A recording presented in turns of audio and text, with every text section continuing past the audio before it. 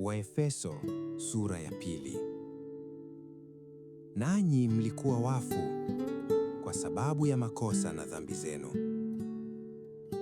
ambazo mliziendea zamani kwa kuifuata kawaida ya ulimwengu huu, na kwa kumfuata mfalme wa uwezo wa anga, roho yule atendaye kazi sasa katika wana wa kuasi, ambao zamani sisi sote nasi tulienenda kati yao, katika tamaa za miili yetu, tulipoyatimiza mapenzi ya mwili na ya nia. Tukawa kwa tabia yetu watoto wa hasira kama na hao wengine. Lakini Mungu, kwa kuwa ni mwingi wa rehema, kwa mapenzi yake makuu aliyotupenda, hata wakati ule tulipokuwa wafu kwa sababu ya makosa yetu, alituhuisha pamoja na Kristo, yaani tumeokolewa kwa neema. Akatufufua pamoja naye, akatuketisha pamoja naye katika ulimwengu wa roho, katika Kristo Yesu, ili katika zamani zinazokuja audhihirishe wingi wa neema yake upitao kiasi, kwa wema wake kwetu sisi katika Kristo Yesu.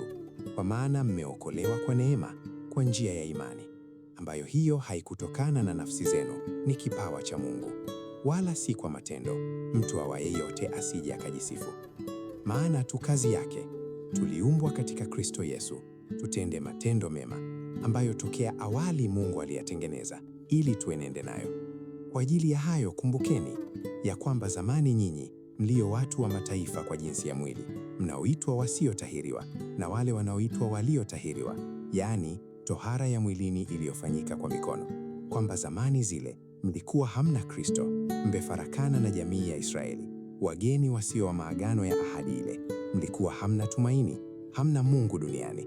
Lakini sasa katika Kristo Yesu, ninyi mliokuwa mbali hapo kwanza, mmekuwa karibu kwa damu yake Kristo, kwa maana yeye ndiye amani yetu, aliyetufanya sisi sote tuliokuwa wawili kuwa mmoja, akakibomoa kiambaza cha kati kilichotutenga, akawapatanisha wote wawili na Mungu katika mwili mmoja kwa njia ya msalaba, akisha kuufisha ule uadui kwa huo msalaba. Kwa maana kwa yeye sisi sote tumepata njia ya kumkaribia Baba katika Roho mmoja. Basi tangu sasa ninyi si wageni wala wapitaji, bali ninyi ni wenyeji pamoja na watakatifu, watu wa nyumbani mwake Mungu, mmejengwa juu ya msingi wa mitume na manabii, naye Kristo Yesu mwenyewe ni jiwe kuu la pembeni. Katika yeye jengo lote linaungamanishwa vema na kukua hata liwe hekalu takatifu katika Bwana. Katika yeye ninyi nanyi mnajengwa pamoja kuwa maskani ya Mungu katika Roho.